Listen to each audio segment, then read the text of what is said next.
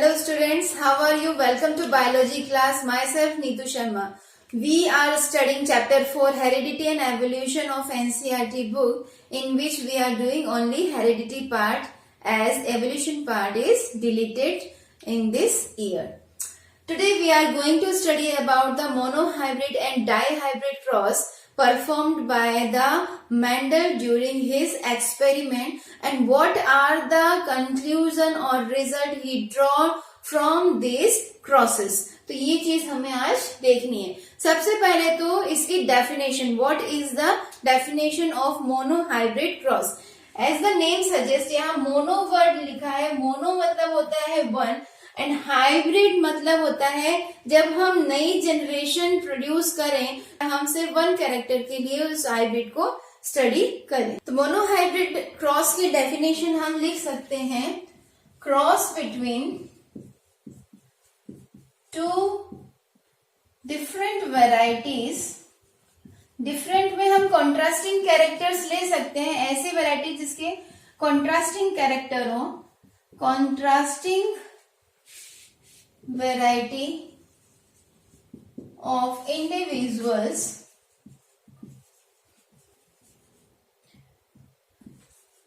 for one character. किसी एक character को लेकर जब हम टू डिफरेंट इंडिविजुअल को जिनके कॉन्ट्रास्टिंग कैरेक्टर्स हैं क्रॉस करवाते हैं, तो इस तरह के क्रॉस को कहते हैं मोनोहाइब्रिड क्रॉस. ठीक है. मोनोहाइब्रिड क्रॉस के लिए सबसे पहले मेंडल ने प्योर लाइन ब्रीड का सिलेक्शन किया था जिसके कैरेक्टर्स कॉन्ट्रास्टिंग नेचर के थे. तो फर्स्ट स्टेप में जो मेंडल द्वारा पेरेंट्स लिए गए वो कॉन्ट्रास्टिंग कैरेक्टर के थे. तो यहाँ पर हम एग्जाम्पल लेके चलेंगे एक कैरेक्टर का. मान लीजिए हमने एग्जाम्पल लिया है कैरेक्टर का हाइट. ठीक है, हमने एक एग्जाम्पल लिया है कैरेक्टर का जो है हाइट, और हाइट अपने आप को दो तरीकों से एक्सप्रेस करवा रहा है. ठीक है, ये एक्सप्रेशन है एक तो टॉलनेस का और दूसरा है ड्वार्फनेस का या ड्वार्फ का. ठीक है, तो यहाँ पे जो ज्यादातर एक्सप्रेशन देखने को मिल रहा है हाइट में, पी प्लांट में, वो है टॉलनेस. इसलिए हम टॉलनेस को डोमिनेंट कैरेक्टर के रूप में स्टडी करते हैं और बहुत ही कम अमाउंट में ड्वार्फ पी प्लांट देखने को मिले मेंडल को, इसलिए ड्वार्फनेस ऑफ पी प्लांट को हम रेसेसिव कैरेक्टर के अंदर स्टडी करेंगे. कॉमनली जो जीन होता है वो एक कैरेक्टर को एक्सप्रेस करने के लिए रिस्पॉन्सिबल होता है. अब कैरेक्टर एक तरीके से तो एक्सप्रेस हो नहीं रहा है, इसके दो अलग अलग फॉर्म है, एक टॉलनेस है और एक ड्वार्फनेस है. तो यहाँ पे जीन के दो ऐसे फॉर्म्स होंगे या दो फैक्टर होंगे जिससे ये अपने आप को एक्सप्रेस कर रहा, और उन्हीं दो एक्सप्रेशन वाले फैक्टर्स को या फॉर्म्स को हम कहते हैं अलील. तो एक अलील डॉलनेस को रिप्रेजेंट करेगा जीन का और दूसरा अलील ड्वार्फनेस को रिप्रेजेंट करेगा. ठीक है, टॉलनेस ज्यादा देखने को मिल रहा है इसलिए इसके अलील को हम डोमिनेंट अलील कहेंगे, और ड्वार्फनेस जो है कम देखने को मिल रहा है इसलिए इसके अलील को हम रेसेसिव अलील कहेंगे. तो दोनों ही कॉन्ट्रास्टिंग कैरेक्टर हैं. इनका होमोजाइगस प्योर ब्रीड मेंडल ने सेलेक्ट किया था एज अ पेरेंट. तो पेरेंट के तौर पर हम यहाँ लिख लेते हैं, फर्स्ट स्टेप में आएगा पेरेंट, इसको हम लिख लेते हैं प्योर लाइन ब्रीड, जिसे हम एज अ पेरेंट यूज कर रहे हैं. और ये हम एक टॉलनेस का प्लांट ले रहे हैं, टॉल प्लांट ले रहे हैं, पी प्लांट, और जिसको क्रॉस करवा रहे हैं हम ड्वार्फ पी प्लांट से. और हम नहीं करा रहे हैं, मेंडल ने किया हुआ था, हम इसको सिर्फ रिप्रेजेंट कर रहे हैं. ठीक है, इसको आप जीन की फॉर्म में कैसे रिप्रेजेंट करेंगे, आपको प्रीवियस वीडियो में बताया था कि जो भी डोमिनेंट ट्रेट होता है वो कैपिटल लेटर से एक्सप्रेस होगा और जो भी रेसेसिव होता है वो उसी के ही स्मॉल लेटर से रिप्रेजेंट होगा. तो यहाँ पे टॉलनेस का जो फैक्टर है तो हम टी को कैपिटल लेटर में यूज कर रहे हैं एज अ जीन. तो यहाँ पर जीन जो है हमेशा पेयर में प्रेजेंट होता है एक सेल में, तो हम इसको पेयर में लिखेंगे for the homozygous dominant allele, और यहाँ पर हम स्मॉल लेंगे होमोजाइगस रेसेसिव एलील. होमोजाइगस मतलब जिसमें दोनों एलील सेम हो, आइडेंटिकल हो। तो ऐसे सेल जिसमें सेम एलील प्रेजेंट होते हैं वो होमोजाइगस सेल कहलाता है, और जिसमें एक डोमिनेंट और एक रेसेसिव अलग अलग हो, अनआइडेंटिकल एलील हो, वो हेट्रोजाइगस होता है, जो कि मैं प्रीवियस वीडियो में बता चुकी हूँ। तो आप इसको एक बार जरूर देख लीजिएगा। सेकेंड जो स्टेप होती है वो गैमेट फॉर्मेशन की होती है।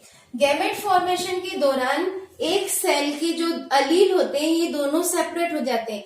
जितने भी जीन के फैक्टर हैं वो एक दूसरे से सेपरेट हो जाते हैं, पर अपने प्योर फॉर्म में प्रेजेंट होते हैं। तो इनका सेपरेशन हो जाएगा इस तरह से, और अपने ये प्योर फॉर्म में प्रेजेंट होंगे सेपरेट होने के बावजूद भी। ये नहीं कि डोमिनेंट वाले रेसेसिव हो गए या रेसेसिव वाले डोमिनेंट हो गए, जो है वो वैसे की वैसे ही रहेंगे। ठीक है, तो नेक्स्ट स्टेप हमें क्या करना है, इनका गैमेट का फॉर्मेशन करना है। तो हमने इसका गैमेट का फॉर्मेशन कर लिया, अलग अलग राउंड शेप में इसको रख लिया ताकि हमें पता चले ये गैमेट के फॉर्म में है अब।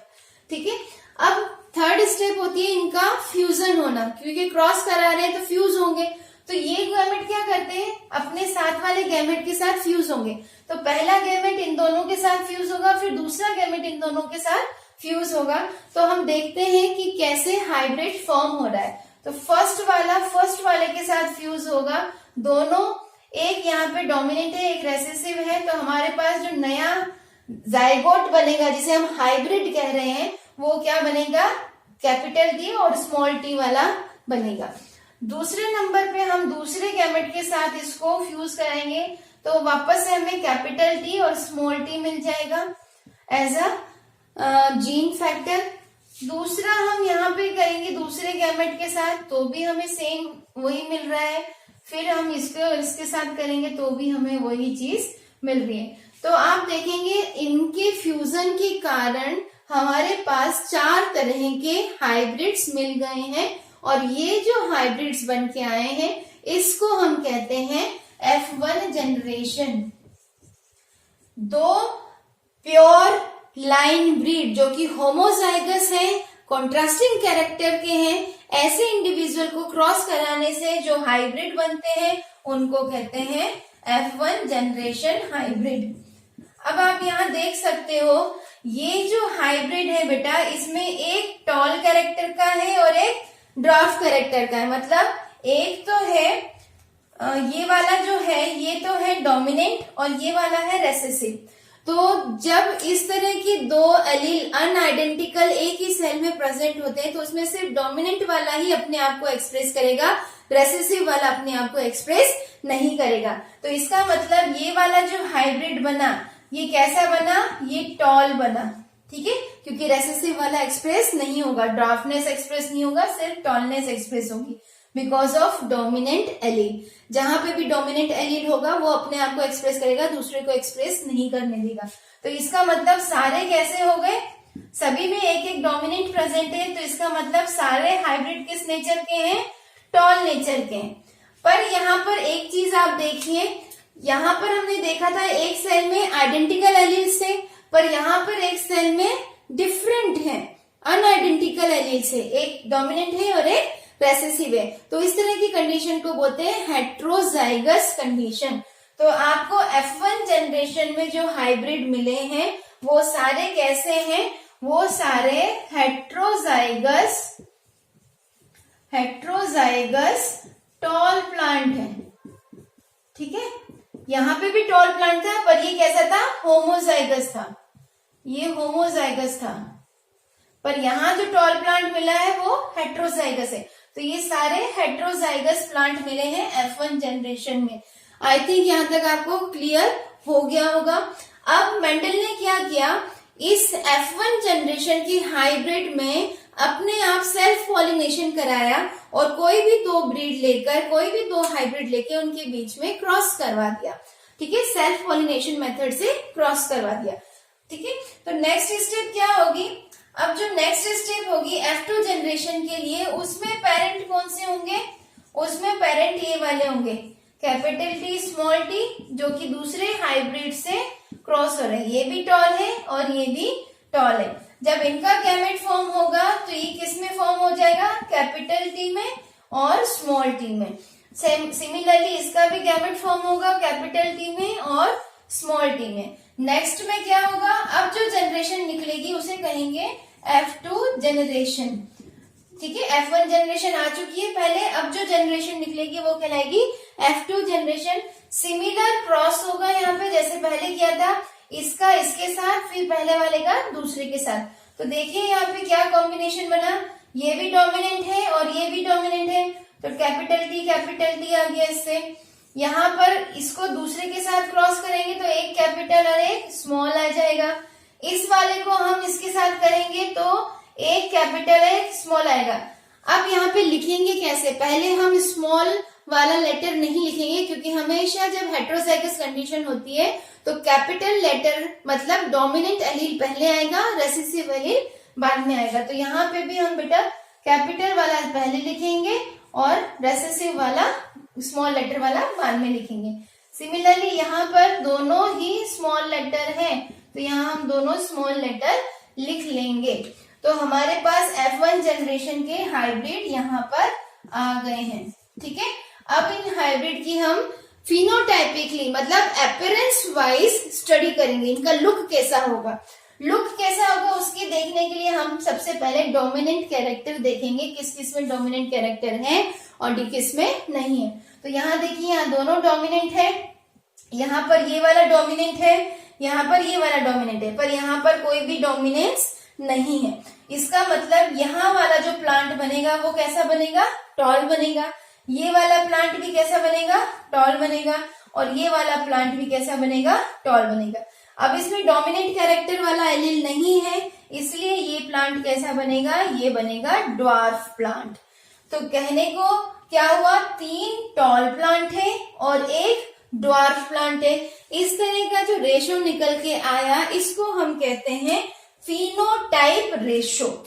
इस रेशो को हम क्या कहेंगे, फिनोटाइप रेशो, जिसमें फिजिकल अपीयरेंस के बेसिस पे रेशो निकाला गया कि किस तरह का ये प्लांट या जो भी कैरेक्टर है वो दिखेगा। तो इसका रेशो निकल के आया 3:1:3:1, मतलब 3 टॉल और एक ड्वार्फ। तो ये रेशो कहलाता है फिनोटाइपिक रेशो या phenotype ratio. P for physical appearance, P for phenotype. तो आपको ये ध्यान रहेगा, इसमें फिजिकल अपीयरेंस देखा गया। अब हम दूसरे रेशो की बात करते हैं जिसमें जीन और एलील्स की स्टडी होती है। तो जीन और एलील हमारे पास ये वाले हैं, ठीक है, तो इनकी स्टडी देखते हैं। ये दोनों डोमिनेंट एलील है, सेम है, आइडेंटिकल है, तो इसका मतलब ये कैसी कंडीशन है, होमोजाइगस डोमिनेंट एलील की कंडीशन है। ठीक है, ये वाली क्या है, होमोजाइगस डोमिनेंट एलील की कंडीशन है। अब मैं पूरा नहीं लिख रही हूँ, जगह नहीं है। ये इसमें देखिए एक डोमिनेंट है और एक रेसेसिव है, तो इसका मतलब ये आइडेंटिकल नहीं है, और आइडेंटिकल नहीं है तो कौन सी कंडीशन होगी, ये कंडीशन होगी हेट्रोजाइगस की। ठीक है, हेट्रोजाइगस की कंडीशन होगी, और यहाँ पे भी डोमिनेंसी अपना जो एक्सप्रेशन है वो शो कर रहा है। तो यहाँ पे भी हेट्रोजाइगस डोमिनेंट आ जाएगा, यहाँ पे भी हेट्रोजाइगस डोमिनेंट आ जाएगा। ठीक है, पर यहाँ पर डोमिनेंसी नहीं है, कोई भी एलील डोमिनेंट वाला नहीं है। स्मॉल टी है, और स्मॉल टी किसको रिप्रेजेंट करता है, रेसेसिव कैरेक्टर को रिप्रेजेंट करता है, पर दोनों आइडेंटिकल हैं। तो इसका मतलब यहाँ कंडीशन क्या होगी, होमोजाइगस रेसेसिव एलील की आइडेंटिटी होगी यहाँ पे। क्लियर है। तो अगर हम जीन की बात करें कि जीन के फैक्टर्स यहाँ पे क्या क्या है, जीन किस तरह की यहाँ हाइब्रिड में बन के आए हैं, तो यहाँ पर एक तो डोमिनेंट एलील है, 2 है हेट्रोजाइगस वाले, और एक है होमोजाइगस रेसेसिव वाले। तो हम इसकी स्टडी को कहते हैं जीनोटाइप। ठीक है, इसको हम क्या कहेंगे, जीन की स्टडी को जीनोटाइप, और इससे जो रेशो निकलेगा उसको कहेंगे जीनोटाइप रेशो। तो यहाँ पे देखिए एक डोमिनेंट वाला है, ठीक है, तो 1 ये आ गया, 2 एक जैसे हैं हेट्रोजाइगस, तो यहाँ पे दूसरा ऑप्शन आ गया, दूसरा रेशो 2, और एक रेसेसिव का होमोजाइगस है तो इसका रेशो आ गया 1। तो जीनोटाइप रेशो मोनोहाइब्रिड का बनता है 1:2:1, और फिनोटाइप रेशो बनता है 3:1। आई थिंक आपको ये समझ में आ गया होगा। इसको एक बार आप रिवाइज करें और दूसरा कैरेक्टर के लिए मोनोहाइब्रिड क्रॉस करके देखें, ये आपके लिए प्रैक्टिस रहेगी। मोनोहाइब्रिड क्रॉस से मेंडल ने क्या रिजल्ट निकाला, क्या कंक्लूजन निकाला, उसकी स्टडी करते हैं हम। सबसे पहला जो कंक्लूजन निकल के आया मेंडल का वो था presence of paired factor. Factor word Mendel के द्वारा यूज किया गया फॉर द जीन। तो यहाँ पे पेयर्ड फैक्टर का क्या मतलब है? इसका ये मतलब है कि किसी भी इंडिविजुअल में कोई कैरेक्टर किससे रिप्रेजेंट हो रहा है? पेयर्ड फैक्टर ऑफ जीन से, मतलब पेयर्ड एलील से रिप्रेजेंट हो रहा है। ठीक है, तो यहाँ क्या कंक्लूजन निकला? Any character of an individual represent by paired factor, जिसे एलील कह लें हम,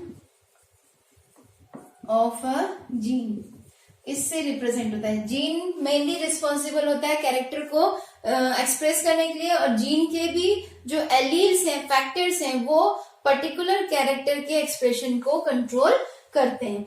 फॉर एग्जाम्पल, हमने कैरेक्टर लिया था हाइट और इसका एक्सप्रेशन था टॉलनेस एंड डॉर्फनेस। तो यहाँ पे जीन तो एक ही होगा हाइट का, पर इसके एलील्स दो हो गए। एक कहला रहा है टॉलनेस के लिए, दूसरा कहला रहा है ड्राफ्टनेस के लिए। तो जो डोमिनेंट एलील होगा वो टॉलनेस को शो कर रहा है, और जो रेसेसिव एलील होगा वो ड्राफ्टनेस को शो कर रहा है। तो मतलब पेयर में एलील्स प्रेजेंट है। तो यही इसका मतलब है कि कोई भी कैरेक्टर हो इंडिविजुअल का, वो किसी भी जीन के पेयर्ड फैक्टर से एक्सप्रेस होता है। अब इन पेयर्ड फैक्टर्स में से एक तो मेल इंडिविजुअल से आएगा और दूसरा फीमेल इंडिविजुअल से आएगा ड्यूरिंग द फर्टिलाइजेशन। दो इंडिविजुअल का जब फर्टिलाइजेशन होगा तो गैमेट का फॉर्मेशन होता है, और एक एक गैमेट ही जाइगोट में आता है। तो एक मेल इंडिविजुअल से आता है और एक फीमेल इंडिविजुअल से आता है। तो इस तरह से किसी भी इंडिविजुअल में दो तरह के एलील या दो फैक्टर्स एक ही जीन के पाए जाते हैं। तो ये इसका मतलब है। जैसे कि डोमिनेंट के लिए अगर हम होमोजाइगस की बात करें, होमोजाइगस में क्या होता है? आइडेंटिकल एलील होते हैं। ठीक है, तो यहाँ पे कंडीशन बन जाती है या तो दोनों कैपिटल फॉर्म में हो, ये होमोजाइगस का है। अगर इसी का ही हम हेट्रोजाइगस देखें तो यहाँ पे भी हमें पेयर में ही मिलेगा, जो कि अनआइडेंटिकल होते हैं। ये होते हैं कैपिटल टी स्मॉल टी। अभी मैं हाइट का ही आपको एग्जांपल बता रही हूँ क्योंकि अभी हमने पढ़ा है। रेसेसिव की बात करें तो रेसेसिव का होमोजाइगस कंडीशन क्या होगी? इसमें हमेशा आइडेंटिकल एलील ही होगा होमोजाइगस में, तो ये होगा small T. Heterozygous condition recessive की यही बनती है, पर हेट्रोजाइगस कंडीशन में रेसेसिव फैक्टर अपने आप को एक्सप्रेस नहीं कर सकता। सिर्फ और सिर्फ डोमिनेंट वाला ही अपने आप को एक्सप्रेस कर सकता है। तो यही कहलाता है next result, that is the law of dominance. इसमें क्या आ रहा है? आउट ऑफ टू फैक्टर्स जिसे हम एलील भी कह रहे हैं, ये एलील ही कहला रहे हैं, of A gene only one express itself,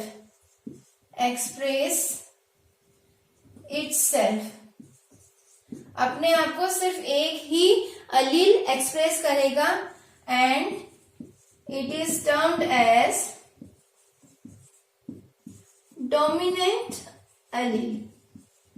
इसको हम क्या कहेंगे? डोमिनेंट फैक्टर या डोमिनेंट एलील, जिसको हम रिप्रेजेंट कर रहे हैं कैपिटल टी से यहां पर एग्जाम्पल में। ठीक है, जो नेक्स्ट वाला होगा वो क्या होगा? वो अनएक्सप्रेस्ड रह जाएगा। ठीक है, और जो अनएक्सप्रेस्ड रहता है उसको क्या बोलते हैं? Unexpressed allele is termed as recessive allele। ठीक है, इसको हम स्मॉल टी से रिप्रेजेंट करते हैं। तो आउट ऑफ 2 एलील जो भी कैरेक्टर के 2 फैक्टर हैं एक जीन के, उसमें से एक डोमिनेंट वाला होगा जो एक्सप्रेस कर सकता है, और जो एक्सप्रेस नहीं होता वो कहलाता है रेसेसिव एलील। रेसेसिव एलील तभी अपने आप को एक्सप्रेस कर पाएगा जब वो होमोजाइगस कंडीशन में प्रेजेंट हो, जब दोनों एलील्स एक ही टाइप के हों रेसेसिव वाले, तभी रेसेसिव कैरेक्टर शो होगा, नहीं तो नहीं होगा। हमेशा डोमिनेंट वाला रेसेसिव को दबा देगा, रेसेसिव कैरेक्टर कभी नहीं दिखेगा डोमिनेंट के साथ। ठीक है, तो रेसेसिव कब दिखेगा? जब दोनों की दोनों एलील आइडेंटिकल हो रेसेसिव वाले। क्लियर है? तो ये हो गया लॉज ऑफ डोमिनेंस। अब तीसरा जो रिजल्ट निकल के आया था मोनोहाइब्रिड क्रॉस का, वो था लॉ ऑफ सेग्रीगेशन। आपने देखा कि जब प्योर लाइन ब्रीड को लिया गया और उनका गैमेट का फॉर्मेशन हुआ, तो दोनों एलील सेपरेट हो गए, और उन सेपरेट एलील में अपनी अपनी खूबियां थी कैरेक्टर को एक्सप्रेस करने की। एक डोमिनेंट वे में कर रहा था और एक दूसरा रेसेसिव वे में कर रहा था। मतलब गैमेट की प्योरिटी मेंटेन थी, पर गैमेट का सेपरेशन हो रहा था, गैमेट फॉर्मेशन में एलील का सेपरेशन हो रहा था। ठीक है, तो इसी को कहते हैं लॉ ऑफ सेग्रीगेशन। ठीक है, तो इसमें आप क्या पढ़ सकते हो? ड्यूरिंग गैमेट फॉर्मेशन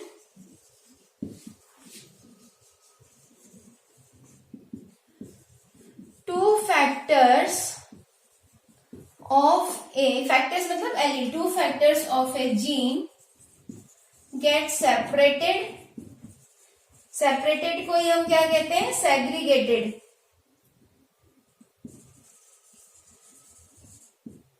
ठीक है, सेपरेट हो जाते हैं, get separated from each other. ठीक है, इसीलिए गैमेट कैसे होते हैं? हैप्लॉइड होते हैं, और नॉर्मल सेल्स होते हैं डिप्लॉइड। हैप्लॉइड क्यों हो रहे हैं? क्योंकि क्रोमोसोम का नंबर हाफ हो गया, अलग अलग में हाफ ऑफ नंबर चला गया। तो सेम यहाँ पे भी होगा, एक सेल में जो 2 एलील प्रेजेंट थे उनका सेपरेशन हो जाएगा गैमेट्स में, तो वही कह रहे हैं लॉ ऑफ सेग्रीगेशन। और यहाँ पर क्या होगा? These separated allele, जिसे हम फैक्टर या एलील दोनों कुछ भी कह सकते हो आप, ठीक है, इसे हम कह रहे हैं ऑफ ए जीन एक्सप्रेस, या यूं लिखेंगे remains pure in its expression. ठीक है, वो अपना काम प्योरली कर सकता है, ये नहीं कि सेपरेट हो गया तो अब वो वर्क नहीं करेगा। ठीक है, सेपरेट होने के बाद भी ये अपना एक्सप्रेशन मेंटेन रखते हैं। जैसे ही फ्यूजन होगा वापस से ये कंबाइन हो जाएंगे और नंबर ऑफ एलील्स वापस से 2 हो जाएंगे। ठीक है, ड्यूरिंग द फ्यूजन तो वापस से ये नंबर कंबाइन होके मिल जाएगा और फिर अपना एक्सप्रेशन ये शो करेगा। ठीक है, तो इस तरह से जो गैमेट में एलील गया है सेपरेट होने के बाद वो प्योर ही रहता है अपने एक्सप्रेशन में, इसीलिए इस लॉ को कहा जाता है, that's why this law is also known as, this law also known as law of purity, पूरा लिख देती हूं मैं, law of purity of gametes. तो आई थिंक आपको मोनोहाइब्रिड क्रॉस और उसके रिजल्ट यहाँ पर समझ में आ गए होंगे। तो यहाँ पे देखिए मोनोहाइब्रिड क्रॉस से ही मेंडल ने 2 लॉज बता दिए थे एज अ रिजल्ट। एक था लॉ ऑफ डोमिनेंस और दूसरा था लॉ ऑफ सेग्रीगेशन। हमने जब मोनोहाइब्रिड क्रॉस देखा था तो सबसे पहले जो स्टेप हो रही थी वो थी गैमेट फॉर्मेशन की। तो मेंडल के द्वारा सबसे पहला जो लॉ दिया गया वो कौन सा लॉ दिया गया? Law of segregation. ये फर्स्ट लॉ था जो मेंडल ने प्रपोज किया था।